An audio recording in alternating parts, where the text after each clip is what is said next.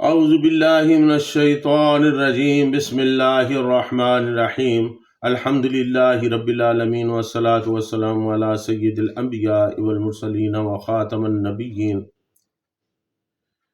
اللہم صلی علی سیدنا و مولانا محمد وعلی آل سیدنا و مولانا محمد وبارک وسلم وصلی علیہ۔ معزز ناظرین، السلام علیکم ورحمۃ اللہ وبرکاتہ۔ جاذب پبلیکیشنز میں خوش آمدید۔ میں محمد سعید جاذب آپ کی خدمت میں حاضر ہوں۔ تعلیم القرآن کا سلسلہ جاری ہے اور میں آپ کی خدمت میں سورۃ المائدہ کی تفصیلات و تشریحات پیش کر رہا ہوں۔ آج کی نشست میں سورۃ المائدہ کی آیت نمبر 18 اور 19 شامل ہے۔ ارشاد باری تعالیٰ ہے، وقالت اليہود والنصارى نحن ابناء اللہ واحباؤہ قل فلما يعذبكم بذنوبكم بل انتم بشر ممن خلق یغفر لمن یشاء ویعذب من یشاء وللہ ملک السماوات والارض وما بینہما والیہ المصیر۔ یا اہل الکتاب قد جاءکم رسولنا یبین لکم علی فترۃ من الرسل ان تقولوا ما جاءنا من بشیر ولا نذیر فقد جاءکم بشیر ونذیر واللہ علی کل شیء قدیر۔ اے یہودیوں اور عیسائیوں اور عیسائیوں نے کہا، ہم اللہ تعالیٰ کے بیٹے اور اس کے پیارے ہیں۔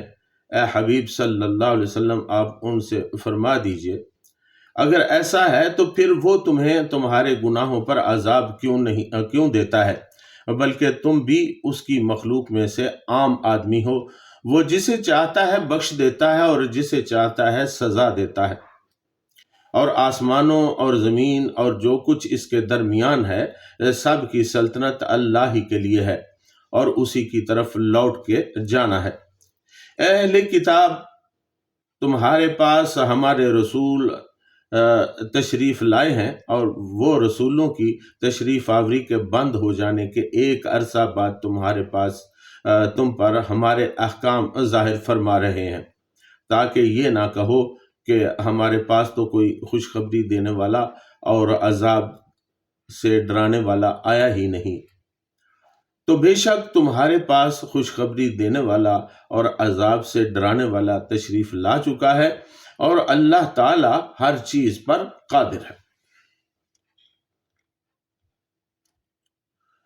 وقالت الیہود والنصارى نحن ابناء اللہ واحباؤہ، اور یہودیوں اور عیسائیوں نے کہا، ہم اللہ تعالیٰ کے بیٹے اور اس کے پیارے ہیں۔ ناظرین، حضرت عبداللہ بن عباس رضی اللہ تعالیٰ عنہ روایت فرماتے ہیں کہ کسی موقع پر کچھ یہودی حضور نبی کریم صلی اللہ علیہ وسلم کے پاس آئے۔ آپ صلی اللہ علیہ وسلم نے ان کو اسلام کی دعوت دی اور کہا کہ اللہ تعالیٰ سے ڈرو اور گمراہی کا راستہ چھوڑ دو، اس کی بجائے ایمان لے آؤ اور صراط مستقیم اختیار کرو۔ رسول کریم صلی اللہ علیہ وسلم کے صحابہ نے بھی یہودیوں سے کہا کہ تم جانتے ہو کہ محمد صلی اللہ علیہ وسلم اللہ تعالیٰ کے رسول ہیں۔ آپ صلی اللہ علیہ وسلم کا تذکرہ، آپ صلی اللہ علیہ وسلم کی صفات و علامات تمہاری کتابوں میں پہلے سے موجود ہیں، لیکن تم ان پر ایمان نہیں لاتے۔ یہودی کہنے لگے کہ آپ ہمیں ہمارے دین سے بدظن کر رہے ہیں اور کسی ممکنہ عذاب سے ڈرا رہے ہیں۔ اللہ تعالیٰ نے ان کے جواب کو مذکورہ آیت میں دہرایا ہے۔ اس کے جواب میں یہودیوں اور عیسائیوں نے کہا کہ ہم تو اللہ تعالیٰ کے بیٹے ہیں اور اس کے محبوب ترین ہیں۔ ان کا مقصد یہ تھا کہ اللہ تعالیٰ ہمارا حقیقی باپ تو نہیں، لیکن وہ ہم پر باپ کی طرح شفیق ہے، لہٰذا تم ہمیں کس چیز سے ڈرا رہے ہو؟ ہم محبوبان خدا ہیں، وہ ہمیں کوئی سزا نہیں دے گا۔ یہودیوں کے اس باطل عقیدہ کا تذکرہ پارہ نمبر 1 سورۃ البقرہ آیت نمبر 80 میں کیا گیا ہے۔ وَقَالُوا لَن تَمَسَّنَا النَّارُ إِلَّا أَيَّامًا مَّعْدُودَاتٍ۔ اور انہوں نے کہا ہمیں آگ ہرگز نہ چھوئے گی سوائے گنتی کے چند دنوں کے. یعنی ان کا کہنا تھا کہ ہم انبیاء کی اولاد میں سے ہیں اور حضرت ابراہیم علیہ السلام کی طرف نسبت رکھتے ہیں. وہ ہمیں دوزخ میں نہیں جانے دیں گے، اور بالفرض اگر سزا ملی بھی تو محدود چند دن کے لیے، جتنے دنوں ان کے آباء و اجداد نے بچڑے کی پوجا کی تھی، اور وہ صرف 40 دن تھے. وگرنہ ہم تو محبوبان خدا ہیں، وہ ہمارے ساتھ بیٹوں کی طرح مہربان ہے، وہ ہمیں دوزخ میں کیسے داخل ہونے دے گا. ناظرین، ان کی کتابوں میں یہ بھی موجود ہے کہ قیامت کے دن حضرت ابراہیم علیہ السلام دوزخ کے دروازے پر موجود ہوں گے اور کسی ختنہ شدہ اسرائیلی کو اس میں جانے نہیں دیں گے. عیسائی بھی اس معاملہ میں پیچھے نہیں رہے. پارہ نمبر 1 سورۃ البقرہ آیت نمبر 111 میں اہل بیت کا ایک اور دعویٰ بھی موجود ہے. وَقَالُوا لَن يَدْخُلَ الْجَنَّةَ إِلَّا مَنْ كَانَ هُودًا أَوْ نَصَارَىٰ، اور وہ کہتے ہیں کہ کوئی شخص جنت میں نہیں جائے گا سوائے اس کے کہ وہ یہودی ہو یا نصرانی. یعنی جنت کے ٹھیکیدار تو ہم ہی ہیں. یہودیوں اور عیسائیوں کے علاوہ کوئی شخص جنت میں داخل نہیں ہو سکتا. جب مسلمانوں نے اہل کتاب کو آخرت کے عذاب سے ڈرانا چاہا تو کہنے لگے ہم تو اللہ تعالیٰ کے بیٹے اور اس کے محبوب ہیں، ہمیں کسی دوزخ کا کوئی خوف نہیں ہے. قُلْ فَلِمَا يُعَذِّبُكُمْ بِذُنُوبِكُمْ، آپ ان سے فرما دیجئے اگر ایسا ہے تو پھر وہ تمہیں تمہارے گناہوں پر عذاب کیوں دیتا ہے. ناظرین، اہل کتاب کی پوری تاریخ ان پر نازل ہونے والی آفات سے بھری پڑی ہے.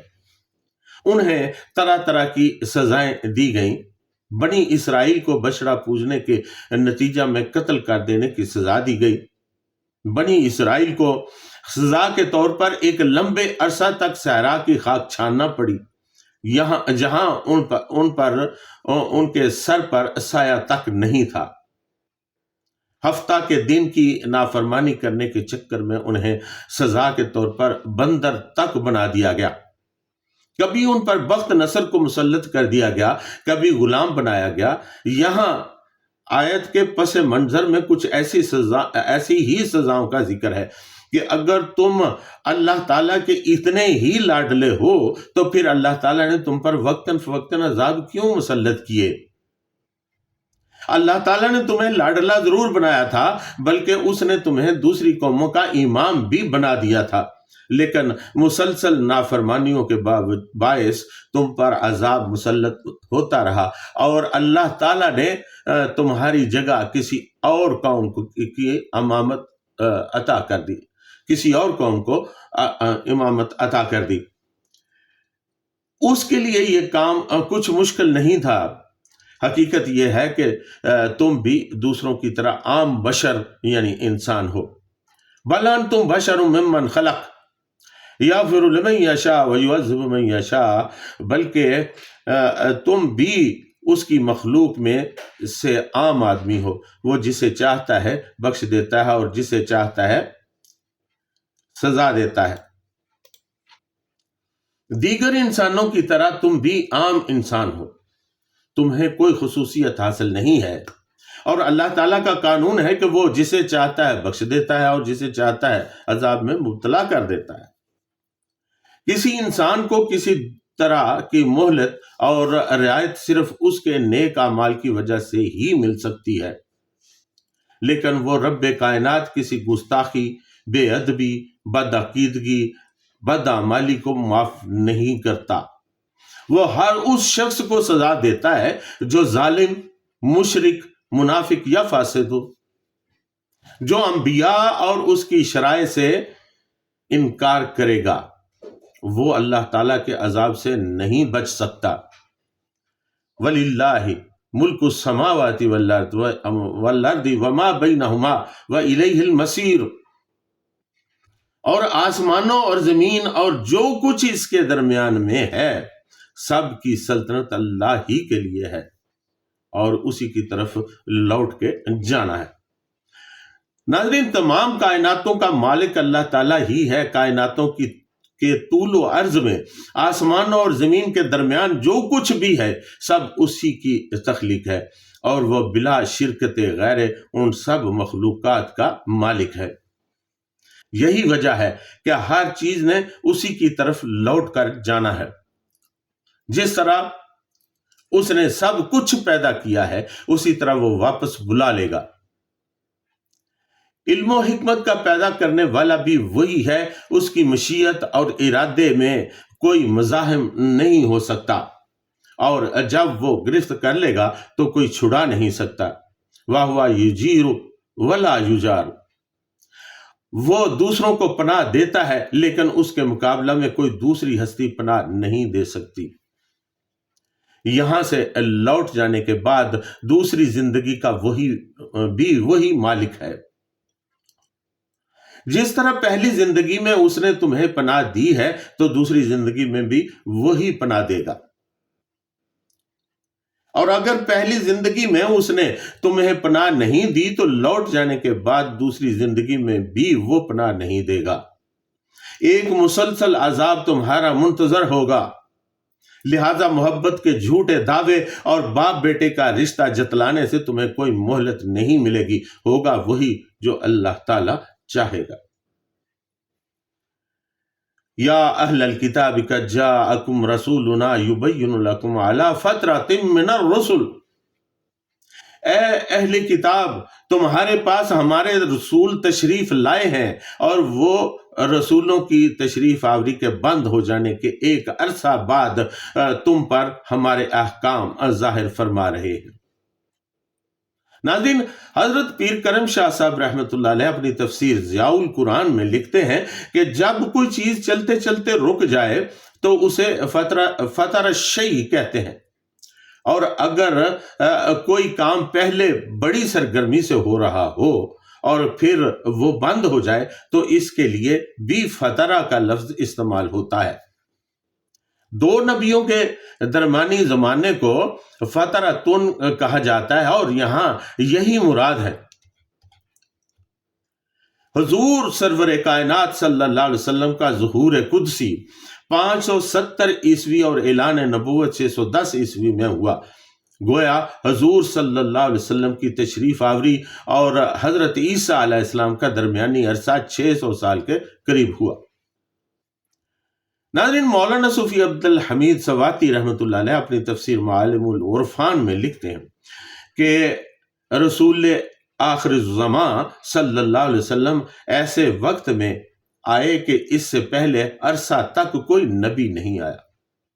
حضرت سلمان فارسی رضی اللہ تعالیٰ عنہ کی روایت میں آتا ہے کہ حضور نبی کریم صلی اللہ علیہ وسلم نے فرمایا، انا اولا بعیسی ابن مریم، میں عیسیٰ علیہ السلام کے ساتھ زیادہ اولا یعنی قریب ہوں۔ لیس بینی و بینہ نبی، ان کے اور میرے درمیان کوئی نبی نہیں۔ گویا بنی اسرائیل کے آخری نبی حضرت عیسیٰ علیہ السلام ہی تھے۔ حضور نبی کریم صلی اللہ علیہ وسلم اور حضرت عیسیٰ علیہ السلام کے درمیان پورے 600 سال کا وقفہ ہے۔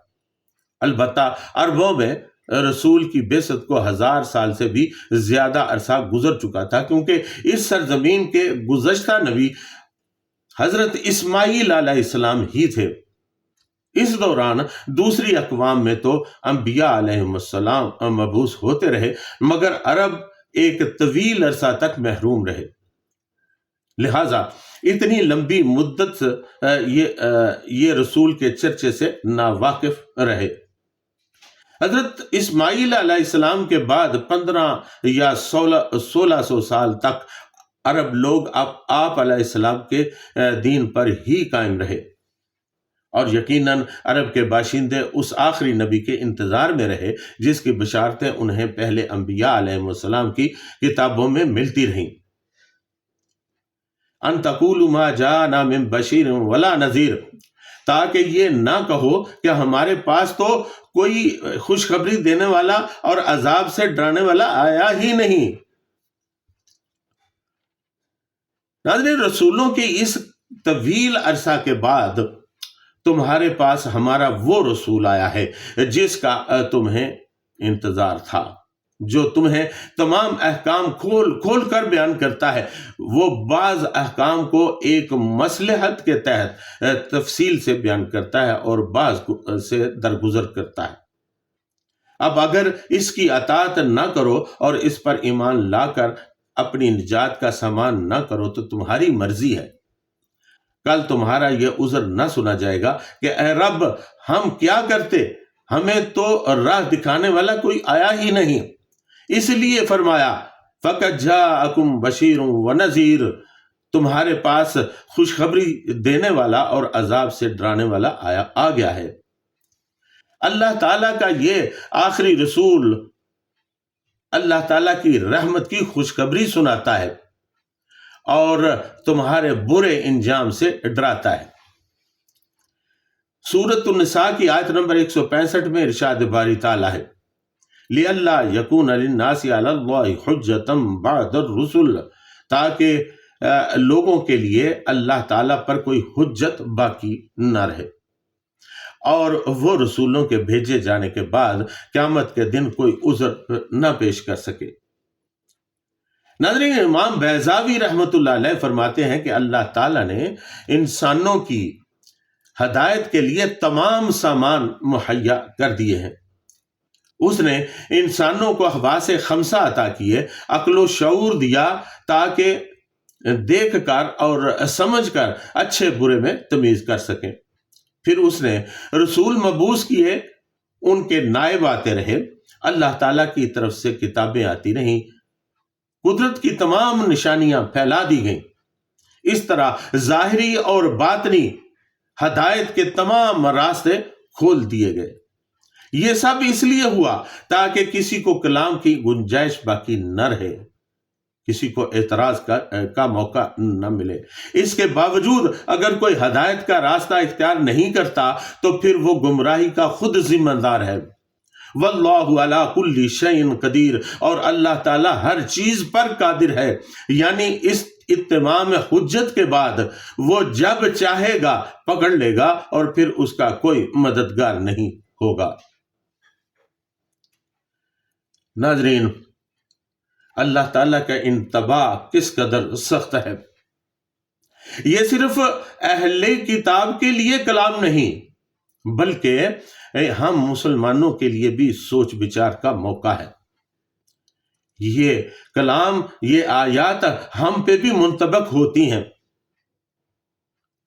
ہمیں سوچ بچار کرنا ہے کہ ہم کس قدر اللہ تعالیٰ اور اس کے رسول کے احکامات پر عمل کرتے ہیں، کس قدر نبی اکرم صلی اللہ علیہ وسلم کی سنتوں کو اپناتے ہیں، کس قدر صحابہ اکرام رضوان اللہ تعالی علیہم مجمعین کے نقش قدم پر چلنے کی کوشش کرتے ہیں، کس قدر ہم قرآن عظیم کو سمجھتے ہیں اور کس قدر اس پر عمل کرنے کی کوشش کرتے ہیں۔ یہ ہمارا بھی امتحان ہے۔ اللہ تعالی ہم پہ بھی یہ تمام حجت کرے گا، ہم سے بھی جواب لے گا۔ تو ناظرین، گزارش یہ ہے کہ اس امتحان کے لیے، اس پوچھ گچھ کے لیے آج سے اپنے آپ کو تیار کر لیجئے۔ اللہ تعالی ہمیں اس کی توفیق عطا فرمائے۔ وما علینا الا البلاغ المبین۔